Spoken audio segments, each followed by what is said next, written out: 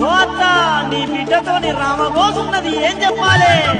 అత్త ఓ ఎత్త నీ బిడ్డ అది గయ్యాలి గంపనే ఓ ఎత్త అది కయ్యాల గంపనే ఓ ఎత్త. ఏమయ్యా అల్లుడా ఏందయ్యా నువ్వు గట్టెందుకంటున్నావేందయ్యా నువ్వు గట్టెందుకంటున్నావేందయ్యా? ఇంటికాడ అది ఓ ఎత్త గింత పనన్న చేయది నా ఎత్త.